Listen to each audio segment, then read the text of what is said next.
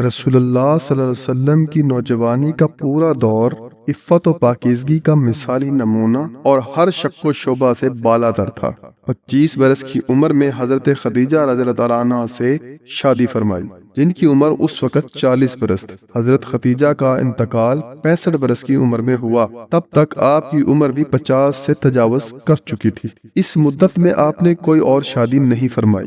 پھر اس عمر میں جب بڑھاپا شروع ہو چکا تھا، آپ نے متعدد دینی اور سماجی مصلحتوں سے اور دعوت کے کام کو تقویت پہنچانے کے لیے کئی شادیاں فرمائیں۔ سب سے پہلے آپ نے اپنی بچیوں کی دیکھ بھال کے لیے ایک معمر خاتون حضرت سودا رضی اللہ تعالیٰ عنہ سے شادی فرمائی۔ پھر اپنے دونوں قریب ترین ساتھیوں اور ان کے قبیلوں سے تعلقات مزید مستحکم کرنے کے لیے حضرت عائشہ بنت ابو بکر اور حضرت حفصہ بنت عمر سے نکاح فرمایا۔ پھر حضرت ام سلمہ کو نکاح میں لیا، جو آپ کی ایک کمانڈر کی بیوہ تھی جو رائے خدا میں شہید ہو گئے تھے، اور اس سے پہلے حبشہ اور مدینہ منورہ ہجرت کے سلسلے میں دونوں کافی تکلیفیں اٹھا چکے تھے۔ جو شخص جوانی میں دنیاوی لذتوں سے کنارہ کش رہا ہو، وہ بڑھاپے میں کیسے ان میں غرق ہو سکتا ہے؟ دیگر شادیوں میں بھی دینی مصلحتیں تھیں۔ حضرت زینب آپ کی خاندان ہی کی تھیں۔ آپ نے اپنے منہ بولے بیٹے حضرت زید سے ان کی شادی کرا دی تھی، لیکن حضرت زینب نے آپ کے حکم کی تعمیل تو کر دی تھی، لیکن دل سے حضرت زید کے ساتھ خوش نہیں تھی، چنانچہ انہوں نے طلاق دے دی۔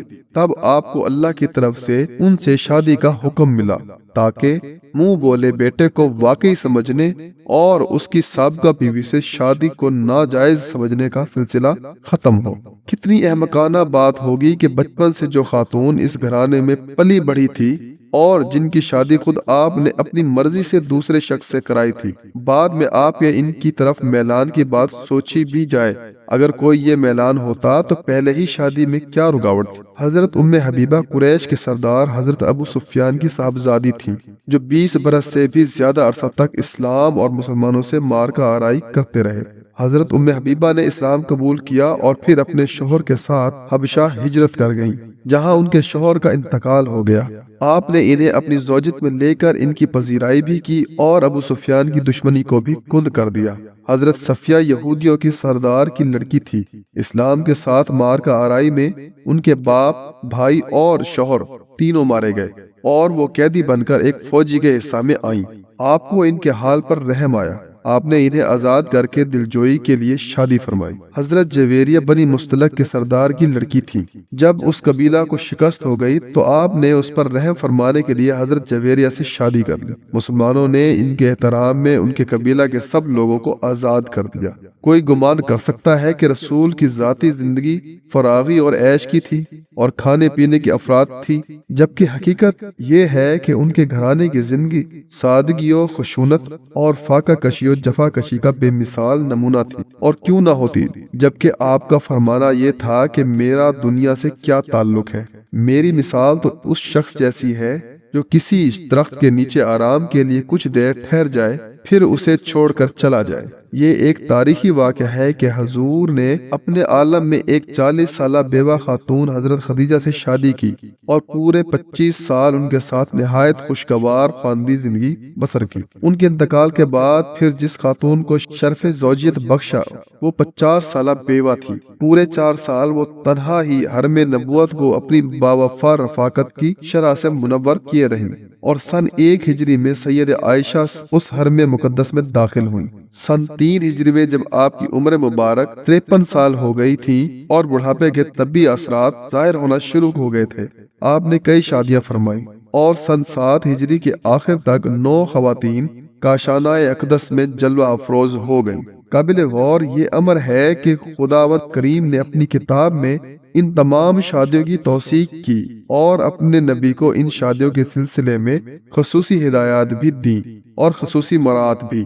اللہ تعالیٰ نے مسلمانوں پر ایک وقت میں 4 سے زیادہ عورتوں کو نکاح میں رکھنے پر جو پابندی عائد کی تھی، اس نے اپنے نبی کو اس سے مستثنا قرار دیا تھا۔ قرآن مجید نے ہر شوہر کو یہ اختیار دیا ہے کہ وہ اپنی بیوی کو طلاق دے کر اپنے نکاح کی قید سے آزاد کر دے، مگر اللہ تعالیٰ نے اپنے نبی کو ہدایت کی کہ اس کے بعد آپ نہ کسی اور عورت سے شادی کر سکتے ہیں، نہ اپنی ان بیویوں میں سے کسی کو طلاق دے کر اپنے سے جدا کر سکتے ہیں۔ قرآن مجید کی یہ تصریحات واضح کر رہی ہیں کہ حضور اکرم صلی اللہ علیہ وسلم کی یہ شادیاں دنیا کے دوسرے لوگوں کی عام شادیوں کی طرح نہیں، بلکہ یہ شہنشاہ کائنات کی اس اسکیم کا لازمی حصہ تھی جو بے شمار حکمتوں اور مصلحتوں پر مشتمل تھی۔ خالق کائنات نے اپنے برگزیدہ رسول کی شان اور اس کی صفات کا تذکرہ قرآن مجید میں اس طرح کیا: دیکھو تم لوگوں کے پاس ایک رسول آیا ہے جو خود تم میں ہی میں سے ہے،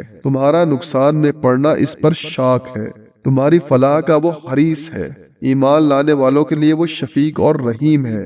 حضور صلی اللہ علیہ وسلم کی شادیاں آپ کی بے پایاں رحمت اور رافت اور آپ کی شان رحیمی و کریمی کی مظہر ہیں۔ آپ نے اللہ تعالیٰ کے دین کی خاطر بے پناہ مصائب اور شدائد جھیلنے والی اور اس کی راہ میں ایثار و قربانی کا عدیم المثال ریکارڈ قائم کر دینے والی خواتین کو ان کی بے بسی اور بے کسی کے عالم میں سہارا دیا، ان کی دستگیری کی اور ان کی مایوسیوں اور ناامیدیوں کو تاریکی سے نکال کر ان کے حال اور مستقبل کو تابندہ اور رخشندہ بنا دیا۔ سیدہ سودا اسلام کی ابتدائی دور میں آپ کی تحریک سے وابستہ ہو گئیں، اس راہ میں ہجرت کی تلخیاں اور سختیاں برداشت کی، بیوہ ہو گئیں جبکہ عمر 50 سے بھی تجاوز کر چکی تھی۔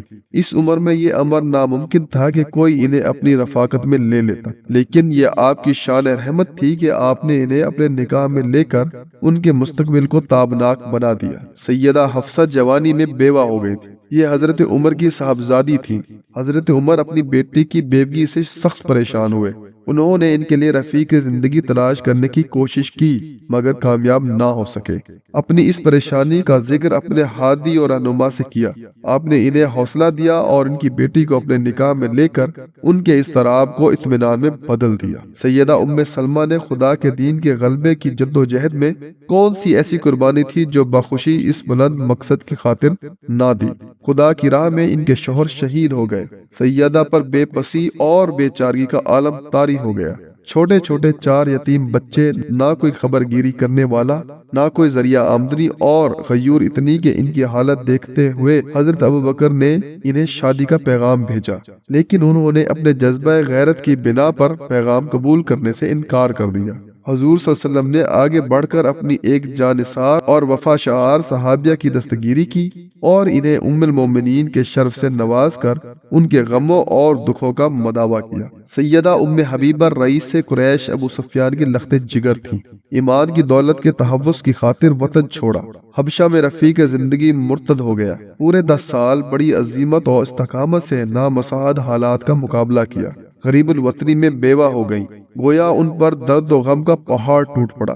آپ نے انہیں اپنی رفاقت سے مشرف فرما کر ان کی قربانیوں کی قدر افزائی بھی فرمائی اور نیا حوصلہ و ولولہ بھی عطا فرمایا۔ سیدہ جویریہ اور سیدہ صفیہ یہودیوں کے نامور سرداروں کی بیٹیاں تھیں، وہ جنگی قیدیوں کی حیثیت سے آپ کی خدمت میں باریاب ہوئی، انہیں لونڈیاں بنا کر بھی رکھا جا سکتا تھا، لیکن آپ نے انہیں آزاد کیا اور پھر ان سے شادیاں کر کے اپنی بے پناہ رحمت اور رافت کا ثبوت دیا۔